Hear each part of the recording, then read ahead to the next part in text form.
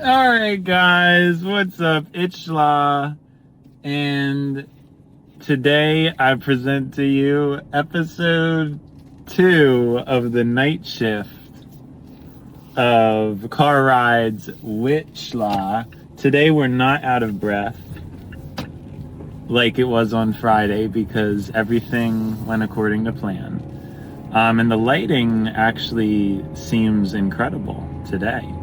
I'm looking very pretty, very pretty. Praise the clouds, praise the clouds. Now, what do I really have to talk about today? I don't really think I have much to say. I think today was pleasantly surprising. I'm feeling pretty okay about things. Sunday, yesterday, I don't know what I touched on in the morning call, but it was a little bit off. My microphone came late and I got everything set up late, but it kind of had a victory. I'm trying to think of what else. Yeah, no, I mean, it had a victory, and as in it felt good to know that we're back in business with a good quality microphone. Yeah, I don't know why though. My mind is unusually at peace. It is unusually blank. I don't really know what there is to discuss, which is, I mean, it hasn't been the case in a minute, but I'm still hype about it. Like I said, I guess we can just talk a little bit more about like what got us here. You know, why we're doing, because I guess how I'm feeling, like I'm trying to transmute the negativity into something better. Because, you know, for a while I didn't have an outlet, right? I would bank on being able to VC, and people are really flaky. And I think it's just something that's specifically frustrating to me because of how I'm not flaky, and I've always had a lot of time, you know, to be available for others and stuff. And so it would always be very frustrating to not have that reciprocation or care from people who I care about a lot. And I'm starting to wonder, you know, I think it's the universe at work, really. Because I don't know why else somebody like me would have like that much of a hard time. But I think it's also the nature of people. It's the nature of the time I'm in. And I used to really, you know, I went through a phase of really deeply mourning over the fact that I was born now. And I wish I was born back in the probably 70s or 80s, I think, or 90s, somewhere in that range. Like, honestly, even 60s to 90s, I think, was kind of like the best time to be born. But now I have a different perspective on it. I kind of feel like I'm going to meet the moment. I do. I think that specifically my philosophy and the theories and things that I have to discuss, I think are specifically relevant to what will be the 2030s. I think I've already been ahead of the game in terms of my thought process about things in the late 2010s, you know, as I matured and became more aware and cognizant of the greater society and humanity around me, greater national and international societies. But that like messed me up because I'm trying to like really like add like all this extra wording to the thing I'm saying, like keep hyping it up. Trying to think, because that totally messed up my train of thought. But what else is new? I'm being all like pomp and circumstance. Is that a correct way to word that? I think so. I think I could say that. I think that's accurate. But anyways, where were we? I'm trying to transmute the negative energy. People are flaky, and it's a gift from the universe. Because I wouldn't know what to do. I felt like for a period in my life, I just didn't have a hobby. And that is sad and a shame, right?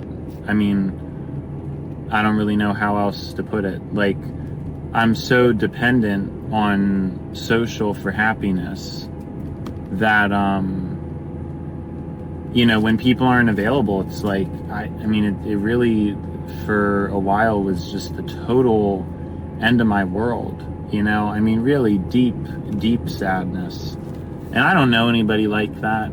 I don't know if it means I have some kind of like issue or what it means, but what I'm saying is I'm trying to transmute that into now what I see as a hobby.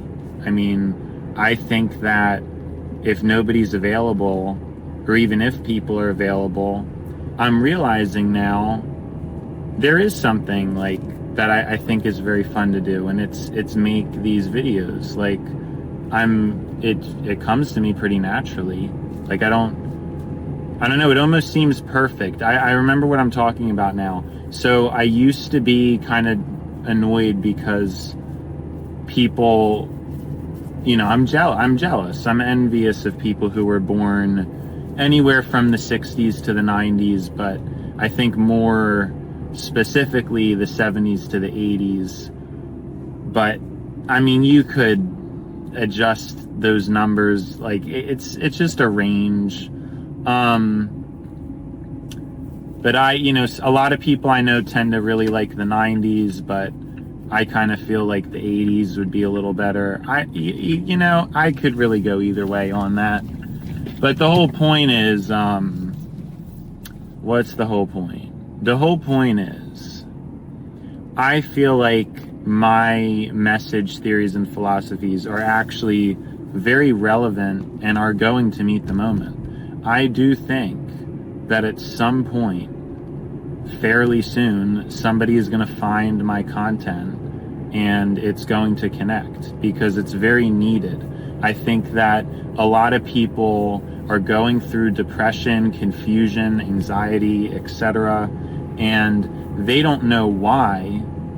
And I have my fingers on the pulse, and I'm going to be able to see that. And what I remember now, what I was talking about was, even in the late 2010s, I felt like my finger was on the pulse. But back then, I was younger, and I don't know that I was right about all my predictions. So it's always an evolving thing. But I feel like with what the further experience that I have in life now is better. I think that I'm in a place where now I have a feeling that my judgments about things are going to be very accurate and very relevant. But of course, they won't all be, because that's just, you know, I think the nature of things. But, you know, they won't all be, but it's like, nobody can be, right? That would just be unrealistic expectation. But I do feel like my finger's on the pulse, and I think a lot of my theories, work, philosophy is going to be very, very relevant into the 2030s. That is my prediction, and I think I'm feeling very confident about that. I'm really seeing that pessimism doesn't really make any sense, and I'm not really interested in being pessimistic anymore. I do believe it's kind of a waste of time. Wow, the red Mazda CX70 is a very, wow, I like that car. I like that car. The red CX70. I think it's going to be relevant. I think it's going to be relevant for Mazda, by the way. Mazda CX70. Just saw one. I like it a lot. I like the 90 too, but I kind of, I don't know, that 70, it may be better looking, and probably a better size that I would appreciate a little more. Where were we?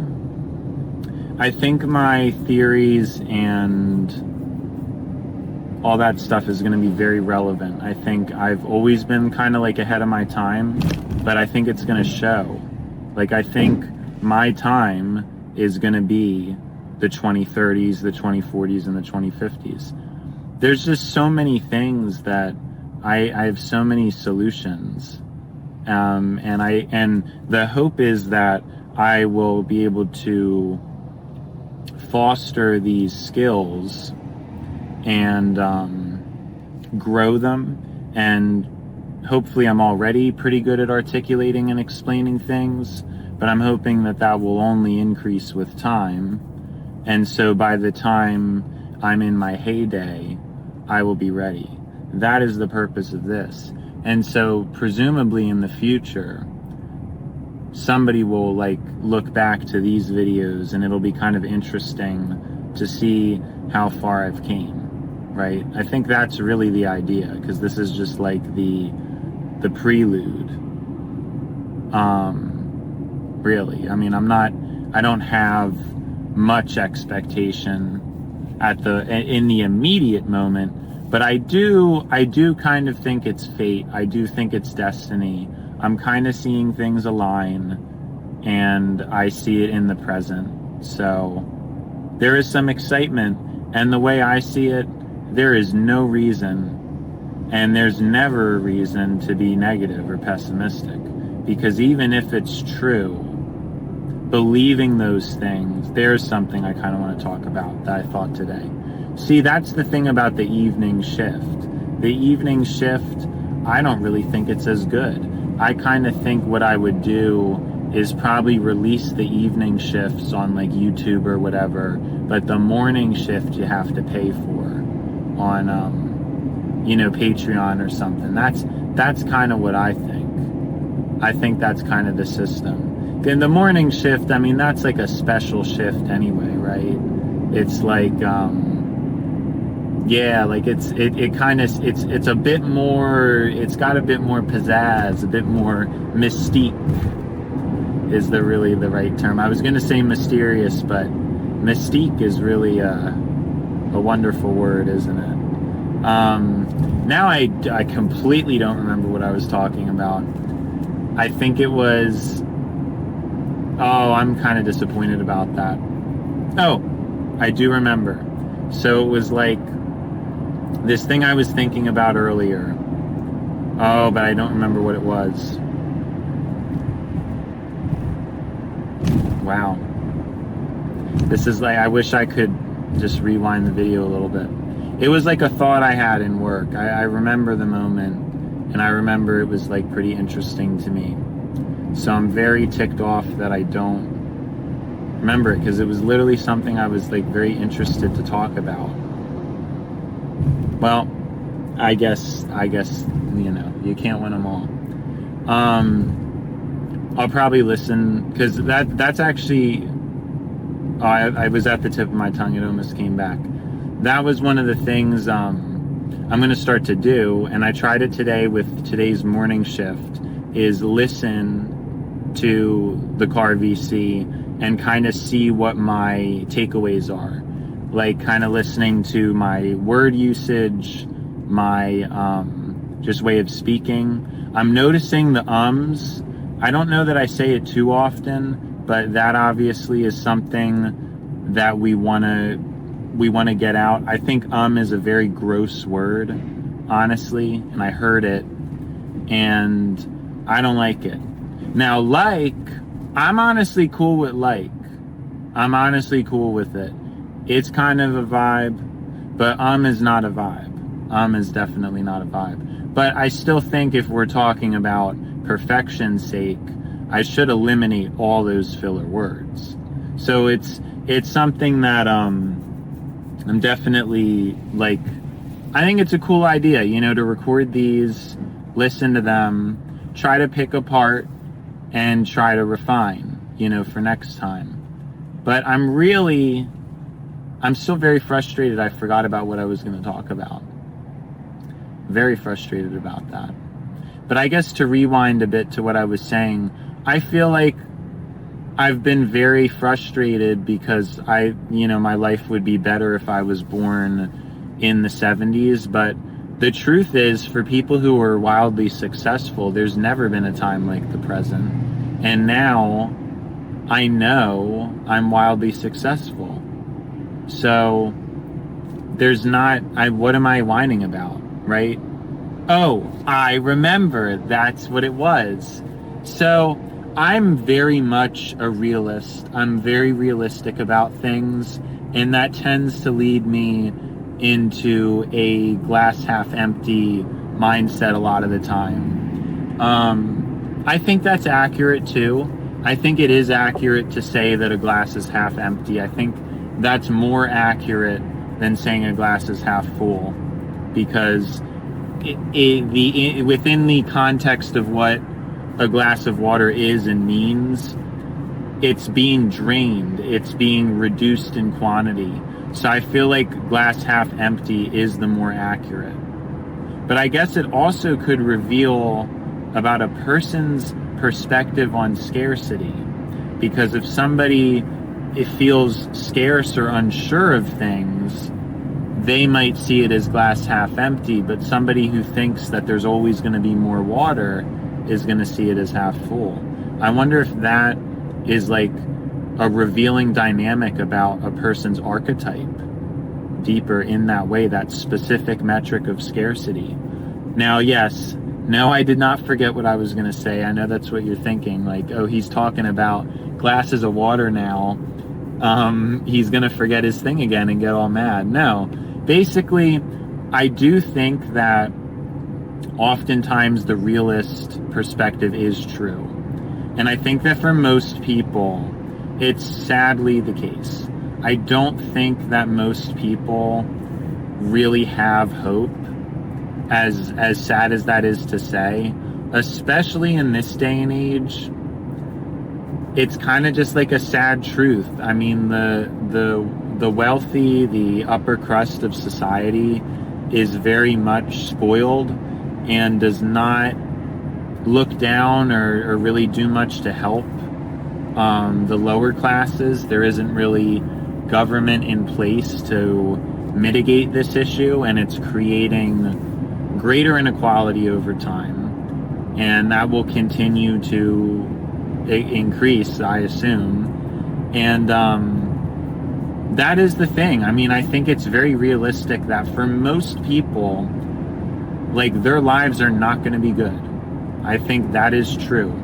Now, my wisdom and my awareness in that has led me to equate me as a part of that. That's what I think the problem is, because I'm definitely not like everybody else. There is definitely something in me, in my heart, in my soul, that differentiates me from most people, very distinctly and very specifically. And it's the gift of gab, but it's the gift of gab in a very specific way that isn't overly common, I don't think. The hunger for depth, and I think my most critical trait being care for really a lot of things, in a world where care has never been less. I mean, people just generally do not value a caring person. They themselves are not caring, etc. And so that is kind of my theory. The truth is, I think for a majority, meaning over 50%, I don't see how most people are going to meet their dreams and achieve them. I don't see how that's feasible. And so there's probably a lot of people who are more optimistic than me who will not get there. And this is kind of a truth that maybe has always been the case, maybe, but you know what? I think in the past it was much easier, and maybe it wasn't most people just never got to achieve anything. A lot of people did. More people, you know, income inequality was less of an issue, and more people achieved what they wanted out of life. And that's just not going to be the case anymore. I think with when it comes to relationships, when it comes to finances, which those two things are very closely linked, if you know you're aware of that, how money is the number one reason for divorce, I'm pretty sure. And so, yeah, it is true. I think a lot of my pessimistic outlook is going to be the case. I think that a lot of people are just going to be invisible, sorry. I guess you could say a lot of people will be blind to people, certain people, but people are going to be invisible. You know, there's going to be like a certain threshold of personality and appearance that is needed in order to make it. And if you don't meet these minimum standards, you're basically just going to be like invisible to people. Nobody's really going to care about you. If you get hurt, if you need this or that, nobody's really going to care. But you're going to see further inequality in the sense of more people are going to do more for less people. I kind of became observant of this phenomena when I noticed that people who stream video games, like random people, will just give them stuff. And think about how like odd that is, because like a streamer already has a very privileged and gifted life, and in addition to that, they're getting the compounding benefit of like their fans are like giving them items and stuff like that. So you look at human behavior, and it's not just from the people in power, it's also from the people out of power. I think people are very attracted to and interested in supporting people. And it creates these compounding rates of inequality. And I don't think that's going to change. And that's my 2 cents about it. But what I'm saying is I'm trying to shift my impression to where I believe now I am a part of the special class, the 5%, or maybe even the 1%, who has something of value to other people and who will make it. Now, I think I'm fairly certain, honestly. For some reason, it just feels correct to me that I'm there. I'm a part of that now. I am that group. I'm in the group, you know? And I've been acting as if I haven't. I've had this low self-esteem. And, yeah, I just think it's sad. It's a shame because I haven't really been doing anything. But I think it's been part of the process.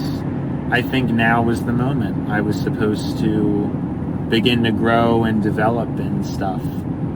And I don't know that I could ask for a better life or a better opportunity. Just knowing where I'm at now, because I didn't know before. Again, I was very upset. I thought I was one of the have-nots. But yet, at the same time, there is a level of confliction with that. Confliction? Is that even a word? There's a conflictedness with that, as I do have a humanitarian awareness. But I don't really think that's a bad thing either, because I'll be so successful that I'll be able to help people. And I think that, I am so successful that I'm able to help people. And that is a very important thing, you know? And I don't know that everybody in success has that, but I do, right? So I think I'm going to play a very critical role in things. I think I'm playing I play a critical role in things. And, yeah, I couldn't ask for anything better. My life has already been so good. And, I don't know. I don't know why I was miserable for when I was, but I think it matters. I think, you can't have an artist without tragedy. I mean, if you hear about somebody who just like felt good all the time and never really had misery, then that's one thing. But my story is a good one, right? My story is one of difficulty and eventually leading to triumph. And I think that's a good story. It's an interesting one for sure. And when the documentary is out and stuff, I think it's going to shed a lot of light on just how interesting things have been. But yeah, that's kind of what I think. I think most people, that is like the sad truth, is they probably should be pessimistic, but I think a lot of people aren't. I think a lot of people still have hope. And I don't know that they should or shouldn't. I mean, hope is, it is kind of a good thing. Like, I mean, it feels better. That's kind of why I'm just gonna I'm consciously choosing to have it now. I think too, though, the thing is with that is like, there's been too much good stuff that's happened to me that like, I feel like it's absurd to not have hope. Right? Like for me, if I don't have hope, I don't know. That's like a problem, because I definitely should. And I think I'm going to be okay. Why I am okay. Not what I'm going to be. You see what I'm saying? Like, I think that pays. I think that just that mentality pays, but the best part is it's not a fiction for me. It's definitely what's true. I think it's what's apparent, and it's not apparent for everybody. I think some people do struggle with that. I don't know that they're really able to say that things are going to be okay. And so I don't think it's good for me as somebody who is in as good of a situation as I am in to be complaining very much about it at all.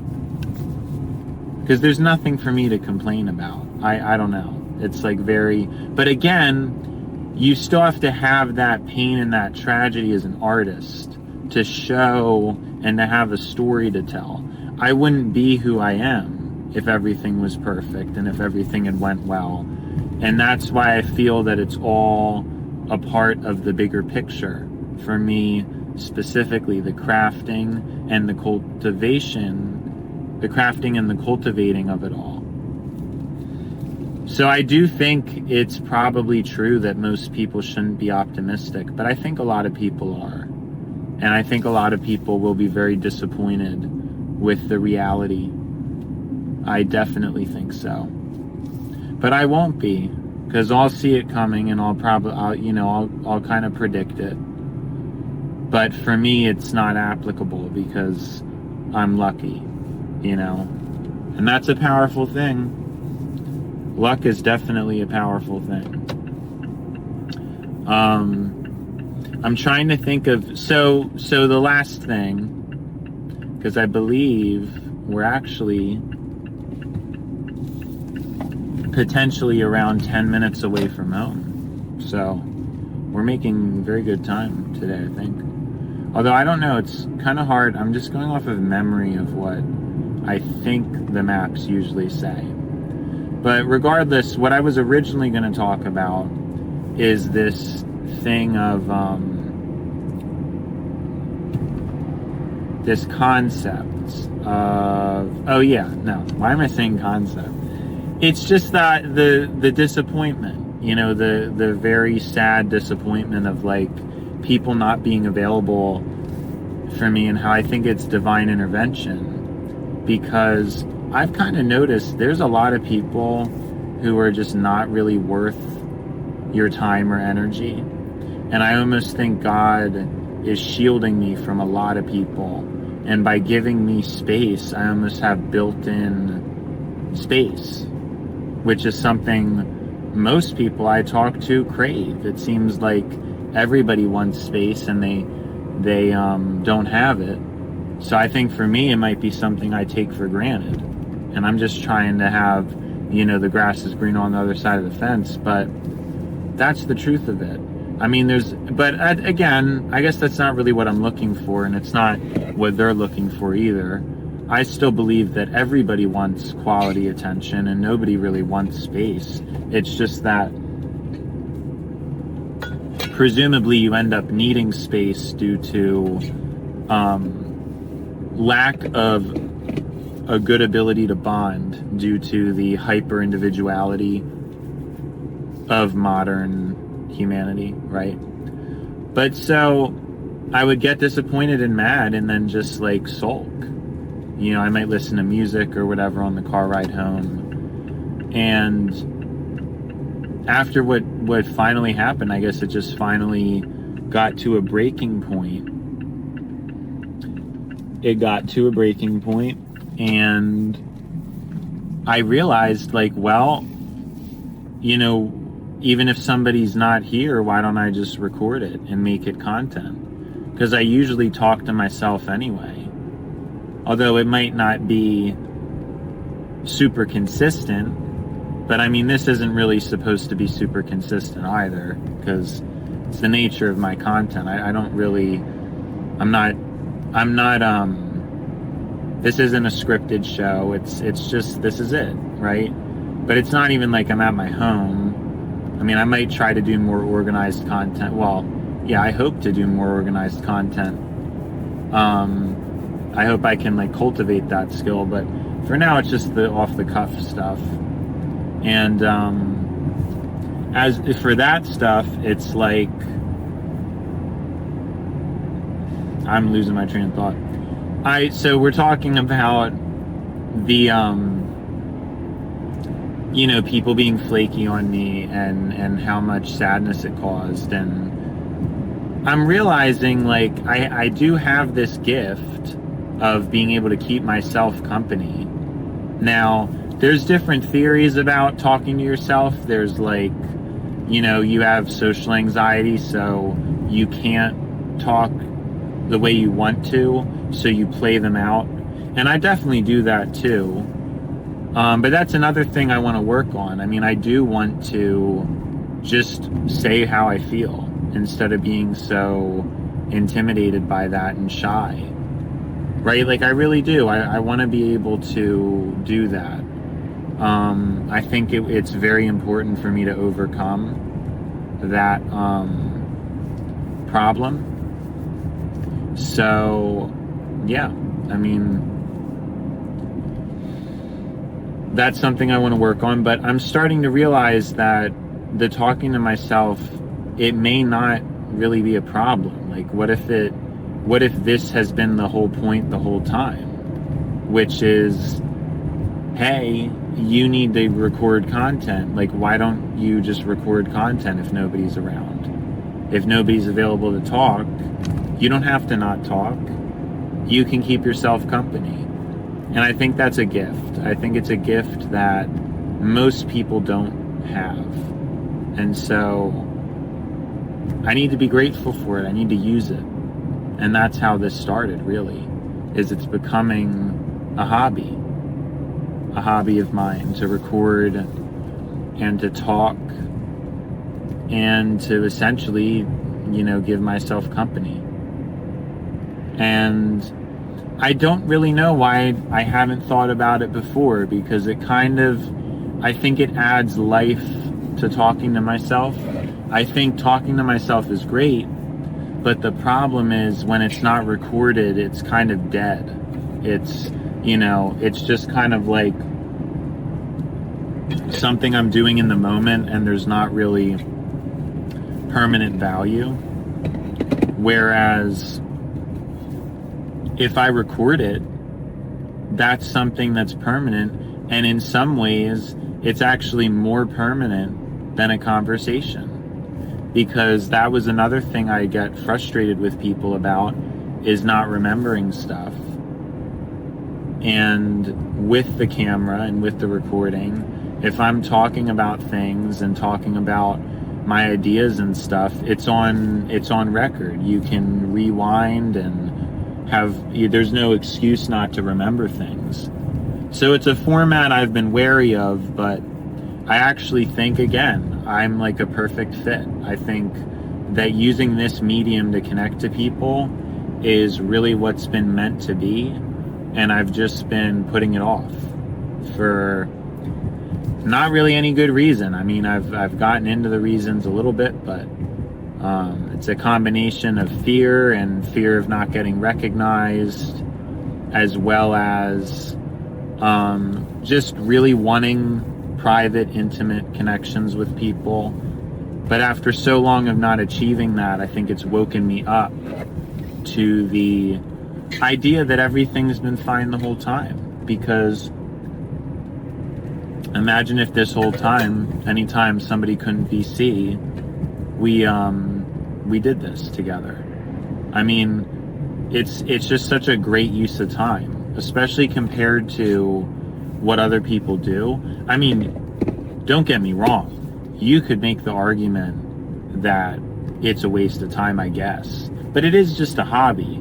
And to me, I think it's vastly superior to what most people do, which would be what?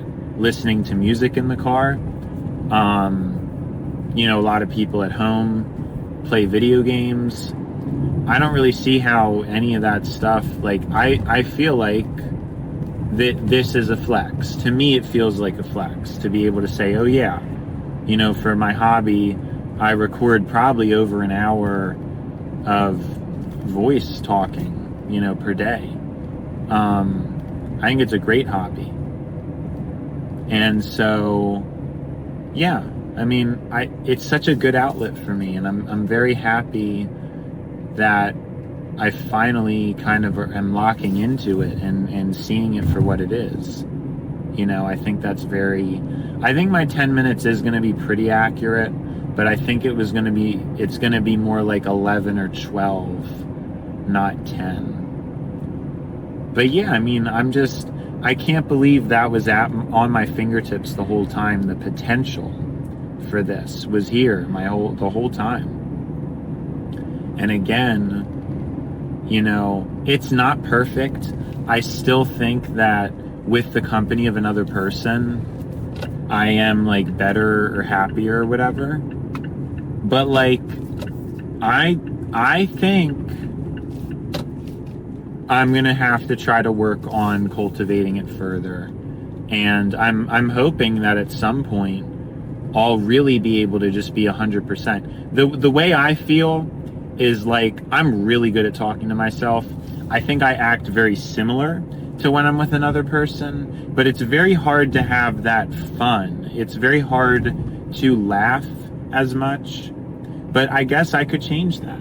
I guess there's not really anything stopping me, and that's what I'm trying to work around with, is my relationship with myself and how we can get to a point where, because I feel like when I'm talking to y'all like this, it's like 80%.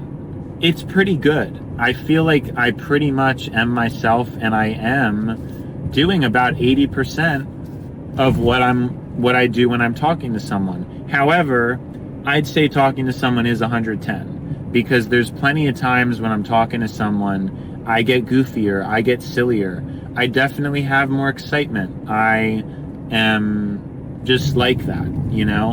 And so that's really the goal, is to hopefully get to a point where I can be hyper and I can be that other side of me too, even just when there's a camera. And the camera will hopefully change me to be equal to, or even better than. Could we imagine that? Be a better friend than a real friend, which, given the experience I've had, may just be the case. But it's not the same thing. I mean, it's more of a friendship with the self, I think. But yeah, So I think that's the end. And I don't know how I felt about this episode. I kind of liked the morning one better. And I don't even know, I don't really feel like I was at my best, but I don't really have much to compare it to. There was only one other morning shift and one other night shift. So, I mean, I'll listen to it, but I'm going to be honest, I'm not that impressed. I think it was a terrible episode, but I guess I'm fairly critical of my work. But we'll see how it turned out. I think the morning shifts are better. I don't really know exactly why, but yeah, it was a blast, but now it's the past. So I will see you guys probably tomorrow morning for the morning shift. And I really appreciate your time, as always. Schla out.